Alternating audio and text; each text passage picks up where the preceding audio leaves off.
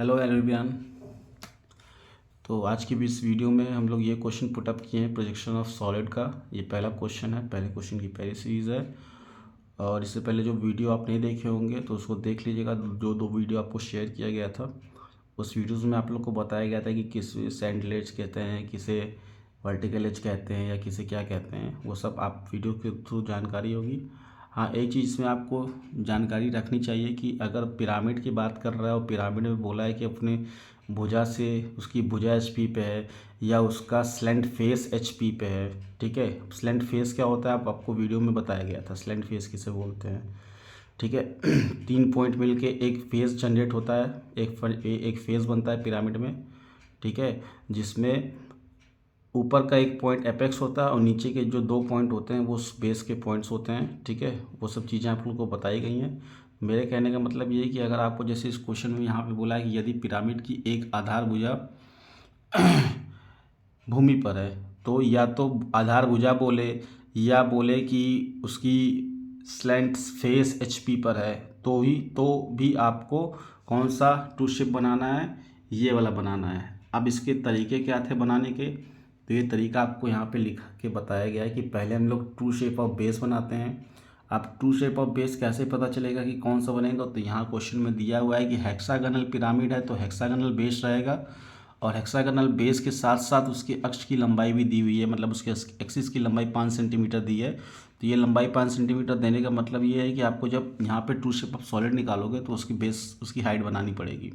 तो पहले हम लोग बेस बनाते हैं। बेस बनाने का वही पुराना तरीका है कि जैसे आप लोग बनाते आए हो वही बनाना है। यहाँ पे मेंशन कर देना है 2.5 सेंटीमीटर, जैसे भी करना होगा। ठीक है, और क्योंकि ये पिरामिड है तो पिरामिड के एपेक्स भी मिलते हैं, तो आपको एपेक्स मिलाने के लिए इनके डायगोनल्स को आपस में कोइंसाइड करना पड़ेगा और इसकी नेमिंग अपने हिसाब से दे देंगे। मान लो कि हम इसकी नेमिंग 1 2 3 4 करके देते हैं।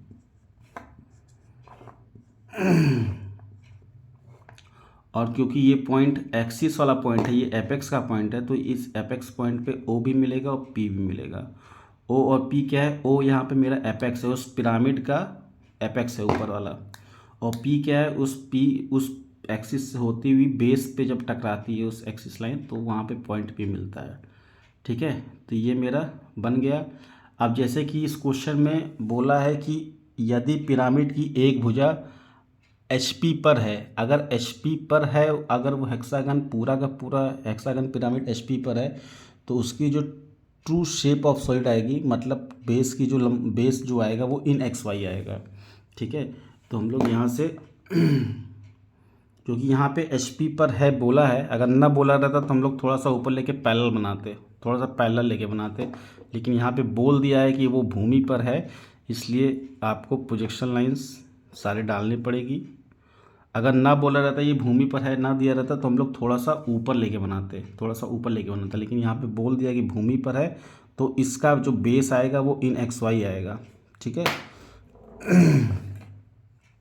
तो इसका बेस हम लोग इन एक्स वाई बनाएंगे और यहाँ से इस एक्सिस की लंबाई दी हुई है 5 सेंटीमीटर। ठीक है, तो हेक्सागोनल पिरामिड के एक्सिस की लंबाई 5 सेंटीमीटर दी हुई, तो एक्सिस की लंबाई आप यहाँ पे रख के और 5 सेंटीमीटर की डिस्टेंस आप ले लीजिएगा। मान लीजिए यहाँ पे पॉइंट 5 सेंटीमीटर आ रहा है, तो ये पॉइंट आ जाएगा मेरा ओ डैश। ये जो ओ यहाँ पे आया था उसी का ये ओ डैश पॉइंट यहाँ पे आएगा। अब इस एक्सिस को जब आप इधर से देखोगे, ठीक है, या आप जो भी देखोगे फ्रंट व्यू में जो आपको व्यू मिलेगा, तो आपको जो जो एजेस मिल रहे होंगे स्लैंट एजेस, उन सबको ज्वाइन कर दीजिएगा। ठीक है, जैसे हमको अगर इसकी पॉइंट बात करेंगे तो यहाँ पे जो पॉइंट आ जाएगा वो 5 डैश 6 डैश आ जाएगा, यहाँ पे आ जाएगा 1 डैश 4 डैश और यहाँ पे आ जाएगा 2 डैश 3 डैश। समझ में आ रहा है। और सारा अब ये सब, क्योंकि ये सारे देखो यहाँ पे ये O2 ये एक स्लैंट एज है, O1 एक स्लैंट एज है, O6 एक स्लैंट एज है, O5 एक स्लैंट एज है, O4 एक स्लैंट एज है, O3 एक स्लैंट एज है। और अगर O23 को देखेंगे तो O23 ये जो बन रहा है ये एक स्लैंट फेस है। ठीक है, तो हम लोग को जब बनाएंगे पिरामिड, तो पिरामिड बनाने के लिए हम लोग को स्लैंट एजेस बनाने पड़ेंगे। तो हमको कौन कौन से एजेस दिखाई देंगे उसको हम लोग नॉर्मली इस मेथड से ऐसे बना लेंगे, क्योंकि हमको ही पूरे एजेस दिखाई देंगे। O5 दिखाई देखिए जब आप देखेंगे तो आपको O5 यहाँ पे देखिए, इधर से जब देखोगे आप, इधर से जब देखेंगे तो इधर से आपको O5 दिखाई देगा, O4 दिखाई देगा, O3 दिखाई देगा, लेकिन O2, O1, O6 नहीं दिखाई देगा। ठीक है, तो प्राथमिकता जब भी ऐसी कहीं आए कि जहाँ पे भी आपको डार्क लाइन और डॉटेड लाइन ओवरलैप करें, ठीक है, डार्क लाइन और डॉटेड लाइन जहाँ पे भी ओवरलैप करे, तो आपको हमेशा डार्क लाइन को ही प्रीफरेंस देनी है कि डार्क लाइन को पहले दिखाना है, उसके पीछे हिडन लाइन छुप जाएगी। तो जैसे हम लोग बता रहे हैं कि O5 आपको दिखेगा, लेकिन इसके पीछे O6 है तो वो नहीं दिखेगा, वो हिडन से दिखेगा। तो डार्क और हिडन ओवरलैप कर रहा है तो प्राथमिकता हमेशा डार्क लाइन को मिलेगा। जब भी डार्क लाइन और हिडन लाइन ओवरलैप करेगा तो प्राथमिकता हमेशा डार्क लाइन को ही देंगे। तो इसलिए हम लोग O5 को मिला दिए। इसके पीछे जो O6 है वो हिडन लाइन से बन रहा है, लेकिन आपको दिखेगा नहीं, क्योंकि हम लोग प्राथमिकता के अकॉर्डिंग उसको ये बना दिए। सेम चीज़ जैसे यहाँ पे भी आई है सेम चीज़ यहाँ पे भी आएगी। ये हो जाएगा O1-4। तो इस प्रकार से अब यहाँ पे देखिए, यहाँ पे आपको एक पॉइंट और भी मिलेगा, इसी पे P डैश भी मिलेगा। 1-, 4- और P डैश आपको इसी पॉइंट पे मिलने वाले हैं। ठीक है, समझ में आ रहा है। अब देखिए O-P- एक एक्सिस है, और एक्सिस की लाइन आप जानते ही हो कि एक्सिस की लाइन इस प्रकार से बनाई जाती है। लेकिन इसी के आगे O4 भी आपको दिखेगा। तो जब भी ऐसे आए कि डार्क लाइन और एक्सिस लाइन आपस में ओवरलैप करें, फिर से सुन लीजिएगा, डार्क लाइन और एक्सिस लाइन अगर आपस में ओवरलैप करती है तो प्राथमिकता हम लोग डार्क लाइन को ही देखते हैं। ओवरलैपिंग की कंडीशन में आप लोग ध्यान रखिए, ओवरलैपिंग की कंडीशन में जब भी कोई दो लाइन ओवरलैप करती हैं, तो अगर डार्क लाइन 3 लाइन होती हैं, डार्क, एक्सिस वाली लाइन और हिडन लाइन, जब भी डार्क और एक्सिस ओवरलैप करें तो प्राथमिकता डार्क को मिलेगी। जब भी एक्सिस और हिडन ओवरलैप करें तो प्राथमिकता एक्सिस को मिलेगी, मतलब एक्सिस लाइन दिखाएंगे। और अगर डार्क और हिडन ओवरलैप कर रही है तो नंबर 1 पे ही डार्क है ही, तो नंबर 1 पे डार्क दिखाएंगे। तो ये कंडीशन है कि आपको यहाँ पे समझना पड़ेगा कि किसको डार्क दिखाना है, किसको आपको हिडन दिखाना है। तो ओवरलैपिंग की कंडीशन में आपको डार्क, अब यहाँ पे जैसे axis line O-P- axis line थी, हमको बनाना एक्सिस लाइन था, लेकिन हमको O4 दिख रहा है इधर से देखने पे। ठीक है, ये O4 दिखेगा, तो डार्क और एक्सिस लाइन में कौन सी दिखेगी, डार्क लाइन दिखेगी, इसलिए हम लोग डार्क लाइन बना दिए हैं। समझ में आ रहा है। तो ओवरलैपिंग के लिए हम लोग को ये याद रखना पड़ेगा कि डार्क लाइन को पहले प्राथमिकता देते हैं, फिर एक्सिस लाइन को देते हैं, और फिर हिडन लाइन को देते हैं। तो ये मेरा क्वेश्चन के अकॉर्डिंग आपका यहाँ पे ट्रू शेप ऑफ बेस और ट्रू शेप ऑफ सॉलिड बन गया है। ठीक है, क्योंकि बेस जो पिरामिड था वो पिरामिड HP पे रखा हुआ था, तो ऊपर से देखने पे, टॉप व्यू से देखने पे आपको ये मिलेगा, और उसी पिरामिड को जो HP में रखा है उसको अगर फ्रंट व्यू से देखोगे इधर से तो आपको ये मिलेगा। ठीक है अब टू शेप ऑफ बेस और सॉलिड के बाद हम लोग बनाते हैं टिल्टेड एंगल। कोई एंगल दिया रहता है, अब देखिए यहाँ पे दिया है कि यदि भूमि पर तो है और अक्ष HP से 30 डिग्री पे है। HP से 30 डिग्री मतलब VP में 30 डिग्री बनेगा, लेकिन HP से कौन सा दिया, यहाँ पे अक्ष बोला है, ये ध्यान दीजिएगा। अगर अक्ष बोले, अक्ष HP से 30 डिग्री, ये जो O-P- है ना, ये HP से 30 डिग्री पे इंक्लाइंड है। ठीक है, तो HP जब भी एक्सिस को बोले कि एक्सिस H, मतलब ये जो एक्सिस को अगर बोल रहा है कि एक्सिस 30 डिग्री से इंक्लाइंड है, ये एक्सिस की बात कर रहा है कि जो O-P- वाला एक्सिस आएगा, ये एक्सिस P- इंक्लाइंड है 30 डिग्री पे। अब इसको यहाँ पे बनाना पड़ेगा पूरा का पूरा। तो उसके लिए जब भी एक्सिस 30 डिग्री से बोले, तो अगर आप एक्सिस के थ्रू बनाओगे तो एक्सिस के थ्रू नहीं बन पाएगा, फिर आप जब बेस बनाओगे तो आपका बेस इधर उधर भागेगा। ठीक है, तो जब भी HP से अगर बोलता है तो हम लोग को बनाने का तरीका ये है कि हमको 90 - 30 कर लेते हैं। अगर एक्सिस से बोला है तो एक्सिस का दिया है, एक्सिस 30 डिग्री से इंक्लाइंड है, इसका मतलब ये जो 60 डिग्री आएगा, ये 60 डिग्री ये एक्सिस का दिया हुआ है, एक्सिस से इंक्लाइंड है। ये 60 डिग्री जो आएगा ये बेस का दिखाएगा कि बेस 60 डिग्री से इंक्लाइंड है। तो पहले ये जो बेस है ना, ये बेस, इसको 60 डिग्री पे इंक्लाइंड करके दिखा दोगे अगर एक्सिस से दिया होगा तभी, क्योंकि आप सीधे अगर एक्सिस बनाओगे तो फिर आपका बेस 60 डिग्री पे इंक्लाइंड नहीं आएगा। इसलिए जब भी एक्सिस की क्वेश्चन आए और उस पर बोले कि एक्सिस 30 डिग्री से इंक्लाइंड है, तो आप एक्सिस को ना बना के 90 में से उसको घटाइए और जो आए एंगल उसका एंगल लेके उसको बेस को बनाइए। तो देखो अब हमको इसको टिल्ट कराना है, तो टिल्ट कराने के लिए हम लोग पहले 2-3 पॉइंट एक यहाँ पे ले लेते हैं, क्योंकि इसको इसी के अकॉर्डिंग टिल्ट कराना है।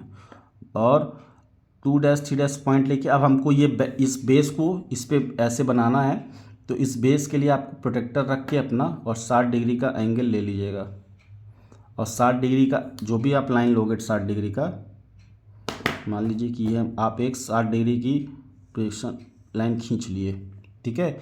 अब ये लेंथ लेके 2-3 का और 5-6 की लेंथ लेके इस पे रख के आर्क कट कीजिएगा। मान लो कि यहाँ पे कहीं कट किए तो ये आप पॉइंट आ गया आपका 5-6, और उसके बाद उसको मिला लीजिए,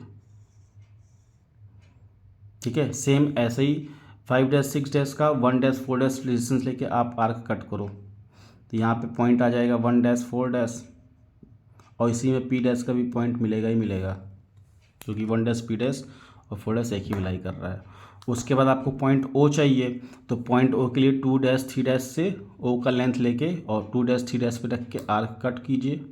ऐसे ही 5-6 का लेके आर्क लेंथ लेके कट करेंगे तो आपको पॉइंट O डैश मिल जाएगा।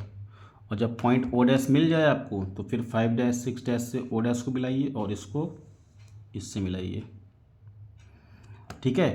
और उसके बाद जब आप इतना हो जाए, ये 60 डिग्री था, इसको ध्यान दीजिएगा कि हम लोग ये 60 डिग्री का बनाए हैं।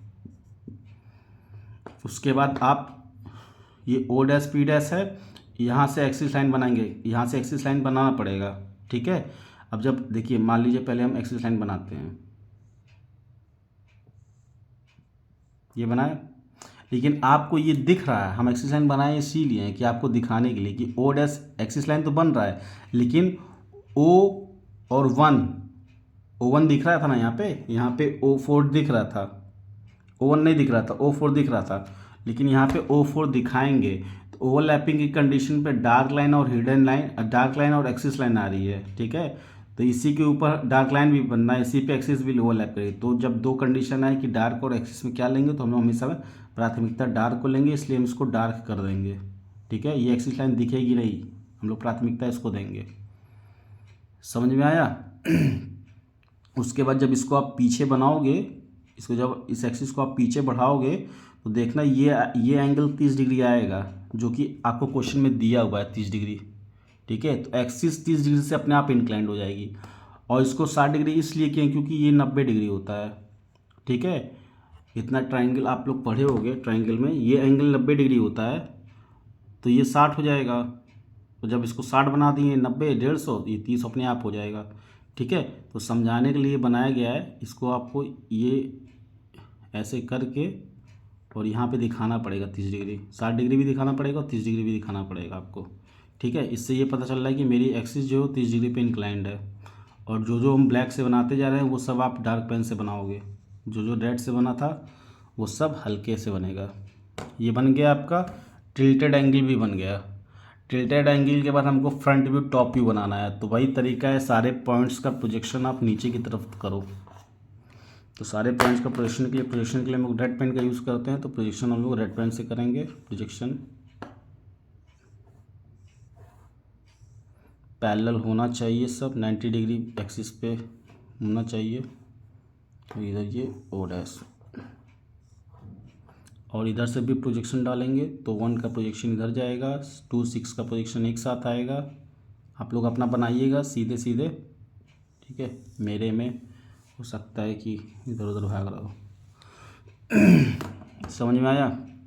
ये प्रोजेक्शन बना दिए, वही जैसे लेते थे, ये पॉइंट 1 2 3 से स्टार्ट करो। देखो ये 1 वाली लाइन है, और इधर 1 वाली लाइन कहाँ पे जा रही है, ये 1 वाली है, क्योंकि इस पॉइंट पे 1 डैश भी आ रहा है, इसी पॉइंट पे 4 डैश भी आ रहा है, इसी पॉइंट पे P डैश भी आ रहा है। तो देखो ये आया तो ये पॉइंट एक मिला। अब तुरंत पॉइंट का नेमिंग कर दो, ठीक है, यहाँ पे तुरंत पॉइंट की नेमिंग कर देनी चाहिए। अब व्यू बदल रहा है, ठीक है, व्यू बदल रहा है तो 1 1 HP बना रहे हैं, विदाउट डैश बनेगा। फिर 2 वाले को देखो, 2 वाले का ये है और 2 वाले का ये जा रहा है तो ये हो जाएगा 2 1। फिर 3 वाले का चेक करो, 3 वाले का प्रोजेक्शन ये जा रहा है और 3 वाला का प्रोजेक्शन यहाँ पे आया तो यहाँ पे आएगा 3 1। फिर 4 वाला, this one is 4 4 1, this one is 5, ठीक है, देखो प्रोजेक्शन 5 की आ रही है 5 1, दिस वन इज़ 6 तो इट शुड बी 6। ये बन गया, आपको सारे बेस के सारे पॉइंट्स मिल गए।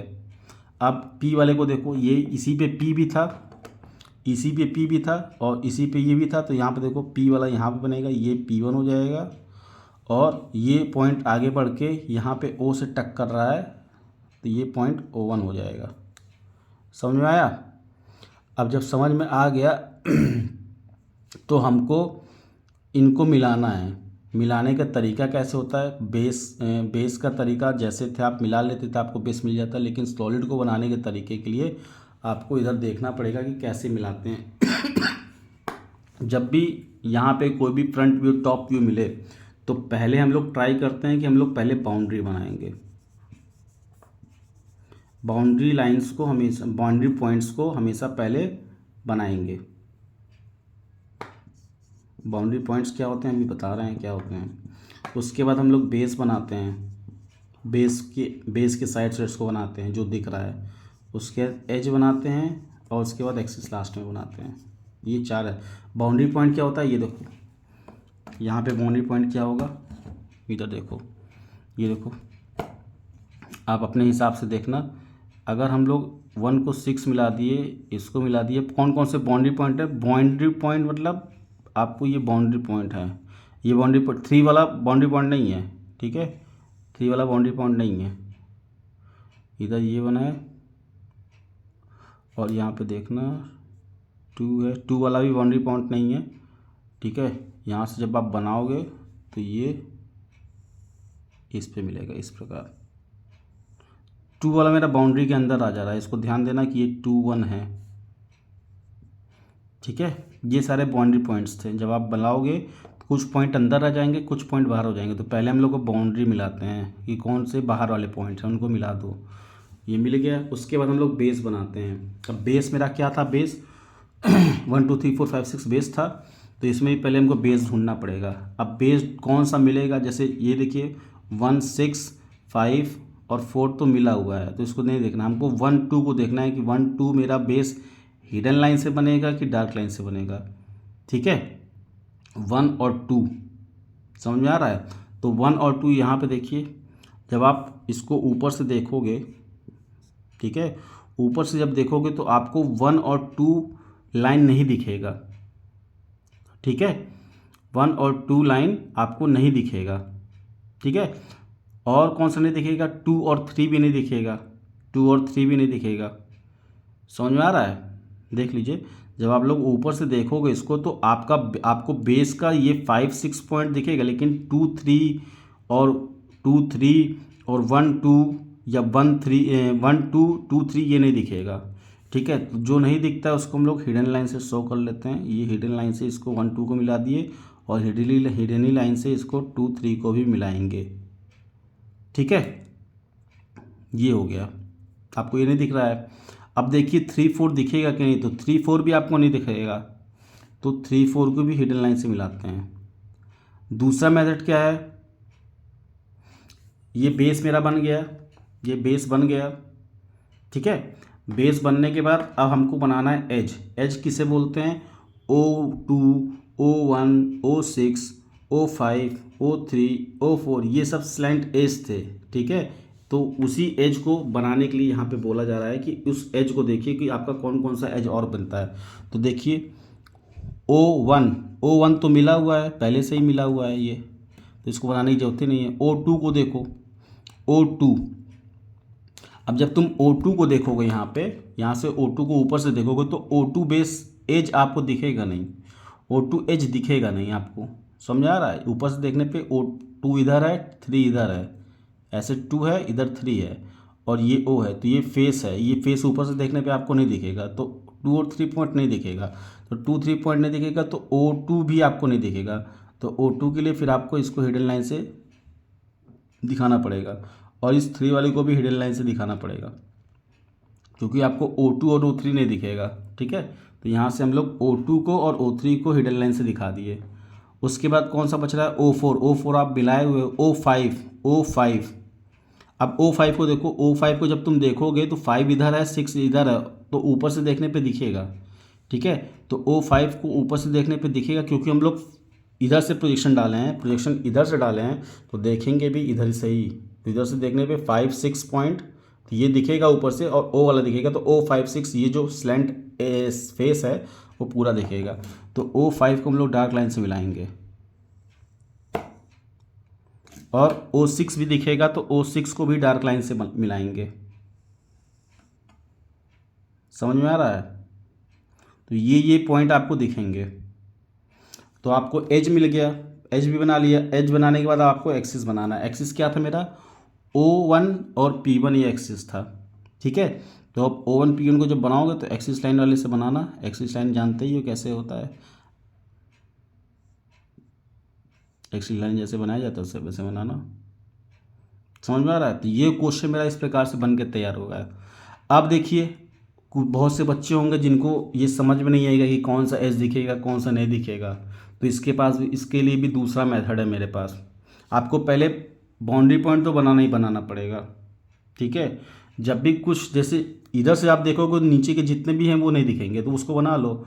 नहीं तो आपको एक मेथड बताए थे हम कि जब भी फ्रंट व्यू और टॉप व्यू पे बात करते हैं तो ये बताया गया था आपको कि जब हम लोग देखते हैं बनाते हैं तो ये देखते हैं कि डार्क लाइन हमेशा हिडन लाइन को ही कट करती है। ये होना चाहिए इसमें, फ्रंट व्यू टॉप व्यू जो भी बनाओगे इसमें डार्क लाइन हमेशा हिडन लाइन को कट करेगी। यहाँ पे देखिए, आप यहाँ पे चेक कीजिए, ये देखिए ये हिडन लाइन है, 2 और 3 की हिडन लाइन है, 2 1 और 3 1 की। तो इसको कट कौन सी कर रही है? डार्क लाइन ही कट कर रही है।